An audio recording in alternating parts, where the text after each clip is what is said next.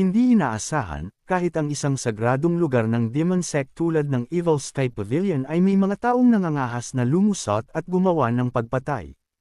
Habang nag-iisa si Lasho sa pagmumuni-muni, isang itim na figure ang mabilis na lumipad patungo sa South Pavilion. Tila lumulutang sa ibabaw ng lupa ang taong nakaitim, na walang ingay. Pagkabukas ng isang silid, agad na inihagis ng intruder ang isang sandata patungo sa kama. Gayunpaman, walang tunog ng laman na tinamaan. Nang mapagtanto na walang tao sa kama, agad na umatras ang figure. Sa sandaling iyon, nanggaling ang isang boses mula sa bubong. Huli ka na, gusto mo bang umakyat at magsabay tayong magmasid sa buwan? Tumangala ang itim na figure, determinadong iniwan ang pagpatay at tumalikod upang tumakas. Nang malapit na siyang umalis sa South Pavilion, isang mapanuyang boses ang nanggaling mula sa itaas. Saan ka pupunta sa ganitong kalalim ng gabi? Tumangala ang itim na figure at nakita si Ming Shuren na nakabitin ng patiwarik mula sa isang malaking puno sa unahan. Nanatili siyang walang kibo, mabilis na nagbago ng direksyon, at tumalon patungo sa West Pavilion. Sa pamamagitan lamang ng pagdaan sa West Pavilion niya mararating ang North Pavilion, at pagkatapos lamang ng North Pavilion niya maaaring bumaba sa bundok. Sa halip na lumipad sa hangin, pinili ng itim na figure na dumausda sa lupa, mga bubong, at iba't ibang istruktura ng may maliksi na paggalaw. Pagkapasok niya sa West Pavilion, isang mahinang amoy ng alak ang lumutang sa hangin. Halika, nakakunot ang noo ng itim na figure ngunit hindi tumugon. Bahagya niyang tinapik ang kanyang mga daliri sa paa, lumipad sa hangin, at determinadong lumipad patungo sa North Pavilion. Sa sandaling iyon, isang gininto ang palaso ang bumulusok sa kalangitan, tumatagos sa hangin tulad ng isang bulalakaw. Iniunat ng itim na figure ang isang kamay, nahuli ang palaso sa ere, at pumihit. Gayunpaman, 12-dosenang iba pang mga palaso ng forceful energy ang sumunod ng mabilis. Whoosh! Namulaklak sila tulad ng mga paputok. Sa maliksi na paggalaw, humiram ng puwersa ang itim na figure upang iwasan ang mga paparating na palaso ng forceful energy, sabay na bumababa at lumalapag hindi kalayuan sa North Pavilion. Sa sandaling lumapag siya, isang garalgal na boses ang umalangaw-ngaw. Ano ang pakiramdam ng mapaligiran? Bahagyang sumimangot si Jiang Liang at sumagot, wala akong ibang pagpipilian. Kalmadong nagsalita si Leng Luo, ngunit ang bawat salita ay tumama tulad ng isang talam. Hindi lamang ikaw, kahit ako ay dapat sumunod sa mga patakaran sa Evil Sky Pavilion na ito. Sa tingin mo ba mas mahaba ang iyong buhay kaysa sa akin? Sinabi ni Jiang Liang, alam kong mahirap. Alam mong tiyak na kamatayan. Ngumisi si Jiang Liang. Masyado kang maagang magsalita. Pagkasabi nito, agad niyang ginamit ang Dao Concealment Technique. Nang makita ito, agad na pinakawalan ni Leng Luo ang kanyang 100 Tribulation Insight Avatar. Isang malaking 10 metrong taas na avatar ang lumaki mula sa kanya sa isang iglap, naglalabas ng bug zone ng enerhiya at tumatama sa malawak na lugar. Tumahimik ang paligid, ganap na walang galaw. Sa sandaling iyon, dumating sina Jiang Aijian at ang iba pa. Tamad na nagsalita si Panlit Ian, Old Len, kaya mo ba ito o hindi? Ikinampay ni Ming Shuren ang kanyang mga kamay. Pinilit niyo ang lahat na maglaro ng pusa at daga, nagtaya kung saan siya tatakbo. Ngayon, nag-ulo na kayo, di ba?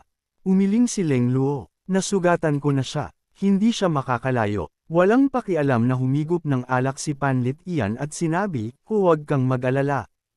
Hindi siya makakatakas. Bahagyang sumimangot si Huawu daw. Tila sinanay ang taong ito sa banyagang Dao Concealment Technique.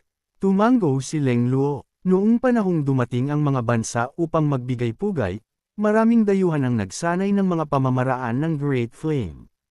Kabilang sa mga ito, ang Dao Concealment Technique ay dinalisay ng mga banyagang cultivator sa pinakamahusay na sining ng pagtakas.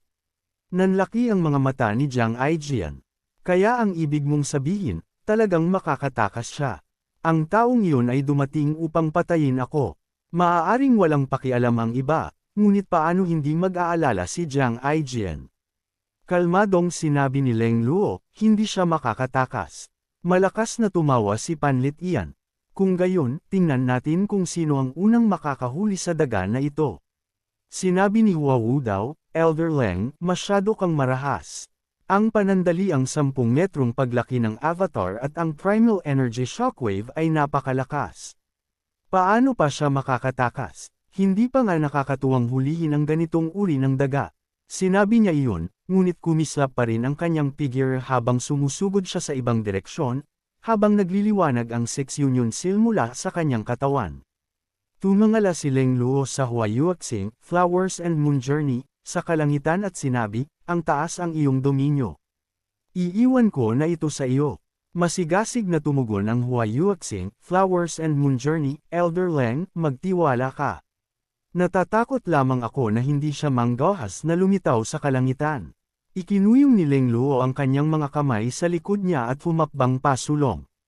Sa sumunod na segundo, nawala siya. Walang imak na laming-linga si Jiang Aijian, ganito ba talaga kapabaya ang lahat ng mga bigati na ito? Umaasa sa inyo ang iyong nakababatang kapatid para sa proteksyon. Seryoso ba kayo dito? Tinapik ni Ming Shiren ang kanyang balikat at inaliw siya, hindi bababa sa isa kang 5-leaf na eksperto. Ano naman kung 5-leaf ako? Ibig bang sabihin yan wala na akong karapatang matakot? Naiintindihan mo ba? Nagreklamo sa loob si Jiang Aijian ngunit malakas na sinabi, Kapatid Ming, nakuha ko ang iyong aral. Isang pangungusap mo pa lang ay nagpamulat na sa akin. Panipi tuldok.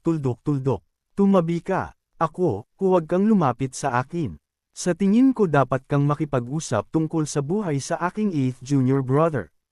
Magkaiba tayo, may integridad ka, paninindigan, gets mo.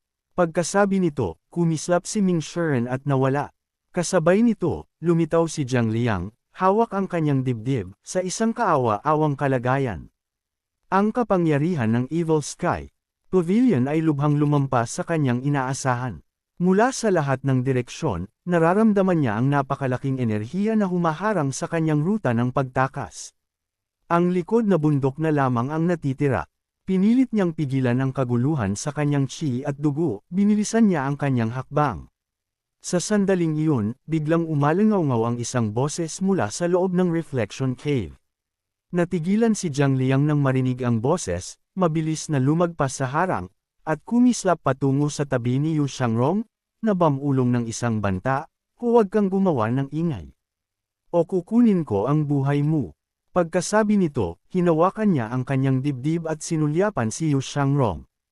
Ang taong nasa harap niya ay walang anumang pagbabago sa primal energy. Mahinahong nagsalita si Yu Shangrong, kapatid, nasugatan ka. Malalim na sumimangot si Jiang Liang, ngunit bahagyang lumuwag ang kanyang puso. Nahuli ka ba ng Evil Sky Pavilion? Prangkang sumagot si Yu Shangrong, oo. Nagkaroon ng kuryosidad si Jiang Liang. Kung gayon, bakit hindi ka tumakas? Ngumiti si Yu Shangrong at umiling. Kung makakatakas ako, matagal ko na sanang ginawa. Bakit pa ako maghihintay hanggang ngayon? Ilang taon nang naninirahan si Jiang Liang sa Divine Capital, lumalabas lamang kapag may misyon. May kaunti siyang alam tungkol sa Evil Sky Pavilion, ngunit hindi niya nakilala ang taong nasa harap niya. Sinumang nakakulong dito ay natural na kaaway ng Evil Sky Pavilion. Masyado kong minamaliit ang Evil Sky Pavilion. Nang makitang tatayo na ang kabilang partido, agad siyang nagbabala ng may pag-iingat, huwag kang gumalaw. Sinulyapan siya ni Yu Shangrong nang nakangiti. Natatakot ka ba? Tinaasan siya ng kilay ni Jiang Liang. Naalarma ko na ang maraming eksperto ng Evil Sky Pavilion. Ang anumang paggalaw ay maaaring makaakit ng kanilang pansin. Kahit mamatay ako, isasama kita sa akin. Tumama ang liwanag ng buwan sa mukha ni Yu Shangrong, na natiling mahinahon at mapagpakumbaba ang kanyang ekspresyon. Gusto mo akong patayin? Sandaling nag-alinlangan si Jiang Liang bago sumagot ng mahina, pagpapanatili lamang ito sa sarili. Huwag mo akong sisihin. Mahinang tumawa si Yu Shangrong. Kapatid, hindi mo kailangang matakot. Kung ito ang nakaraan, hindi ka mabubuhay kahit isang hininga sa harap ko. Nang marinig ito, malamig na bamantong hininga si Jiang Liang. Kung hindi dahil sa aking kapabayaan. Kung hindi ako nasugatan, sapat ang tiwala ko para makatakas. Umiling si Yu Shangrong. Maliit pa rin ang tingin mo sa Evil Sky Pavilion. Hindi lamang ikaw, kahit na nasa buo akong lakas, imposibleng makatakas sa Evil Sky Pavilion. May paghamak na tumawa si Jiang Liang. Ikaw lang iyan. Tumawa si Yu Shangrong sa kanyang sarili. Ang labis na tiwala sa sarili ay walang iba kundi kay Abangan. Bigla niyang naalala ang mga turo ng kanyang master. Sa pagbabalik tanaw ngayon, may katotohanan nga ang mga ito. Ngumisi si Jiang Liang. Ang isang bilanggo na tulad mo ay hindi karapat-dapat ihambing sa akin. Maingat siyang sumulyap sa labas, tinitiyak na walang kaguluhan. Mahina hong ngumiti si Yu Shangrong, dahan daw ang tumayo, paumanhin. Mali ang napili mo. Naguluhan si Jiang Liang, ngunit bago pa siya makapag-react, kumislap ang figure ni Yu Shangrong, sumusugod na siya pasulong. Labis mong pinapahalagahan ang iyong sarili. Mamatay ka. Iwinasiwas ni Jiang Liang ang kanyang punyal, sinusubukang harangin. Mahinang ngumiti si Yu Shangrong, nabunat na ang longevity sword. Isang 45 degree na pataas na hiwa mula sa kanan. Bumalik ang espada sa kaluban nito. Ang buong pagkakasunod-sunod ay tuloy-tuloy, tapos na ang labanan. Nabali sa 2 piraso ang punyal ni Jiang Liang, bumagsak ang isang kalahati sa lupa, habang ang isa pa ay nanatiling hawak sa kanyang kamay. Puno ng takot ang kanyang mga mata. Malinaw niyang nararamdaman, nahati ang kanyang energy sea. Isang mahabang sugat ang bumalat sa kanyang katawan, mula sa kanyang ibabang kaliwang tiyan hanggang sa kanyang itaas na kanang balikat, na tumatagos sa kanyang energy sea. Dahan daw ang naghihiwalay ang sugat. Walang primal energy, purong lakas lamang ng braso ang ginamit upang maisigawa ang lahat ng ito. Iginiling ni Jiang Liang ang kanyang ulo at tiningnan ang longevity sword ni Yu Shangrong. Isang mahinang pulang sinag ang lumutang mula sa kaluban, pagkatapos ay mabilis na nawala. Malinaw, ito ay isang nangungunang sandatang heaven grade. Gayunpaman, tila medyo hindi nasisiyahan si Yu Shangrong. Umiling siya at sinabi, sa normal na sitwasyon, dapat ka nang namatay agad. Mapait na ngumiti si Jiang Liang. Lubos ng basa ng dugo ang kanyang mga damit. Kung hindi ako malubhang nasugatan, hindi mo ako masusugatan. Kung mahinang ngumiti si Yu Shangrong at hindi nakipagtalo. Mabilis na humihina ang buhay ni Jiang Liang.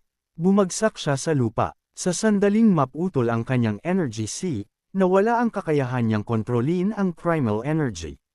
Ngayon, sa malubhang pinsala, ang tanging magagawa niya ay tahimik na maghintay ng kamatayan. Sa kanyang huling sandali, ayaw tanggapin ang kanyang kapalaran, sino ka? Dahan daw ang iminulat ni Yu Shangrong ang kanyang mga mata, sinulyapan si Jiang Liang, at mahinang ngumiti. Ako, si Yu Shangrong. Nang marinig ang pangalang ito, hindi mabilang na mga kaisipan ang sumagi sa isip ni Jiang Liang.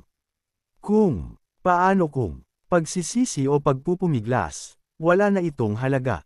Kung hindi siya nasugatan, kung buo pa ang paglilinang ni Yu Shangrong, mas miserableng sana siyang namatay. Nang lumabas ang kanyang huling hininga, isang salita ang kanyang binigkas. Pagkatapos ay tumagilid ang kanyang ulo, tuluyang nawala ang buhay sa kanyang katawan, tahimik ang gabi, kaakit-akit ang liwanag ng buwan. Walang nakakaalam kung gaano katagal na ang lumipas. Ang mahabang buhok ni Yu Shangrong ay kalahati na ang puti. Dahan-dahan niyang iminulat ang kanyang mga mata, ibinaba ang kanyang tingin, at sinulyapan ang puting hibla ng buhok sa kanyang balikat. Walang sorpresa, walang gulat. Muli niyang ipinikit ang kanyang mga mata. Walang nakakaalam kung gaano katagal na ang lumipas nang tumunog ang isang malinaw na boses mula sa labas ng Reflection Cave. Second Senior Brother, ngumiti si Yu Shangrong, dahan daw ang tumayo, at lumabas ng Reflection Cave. Little Junior Sister, tuwang-tuwa sana si CIU Honor, ngunit nang makita niya ang puting buhok ni Yu Shangrong, nagulat at nag-alala ang kanyang ekspresyon. Second Senior Brother, ngumiti si Yu Shangrong at sinabi, wala ito. Bumagsak ang kanyang tingin kay CIU Honor, at bahagya siyang huminto bago muling ngumiti. Tila tumangkad ka, humajijek si CIU Honor. Dapat lumaki ang mga tao. Tumango si Yu Shangrong, isang bahagyang bakas ng kalungkutan ang kumislap sa kanyang mga mata. Oo, palaging lumalaki ang mga tao. Ngumisi si CIU Honor. Ang tatlong elder at ang mga senior brother ay nagdudulot ng gulo saan man. Wala akong magawa, kaya pinuntahan kita, second senior brother.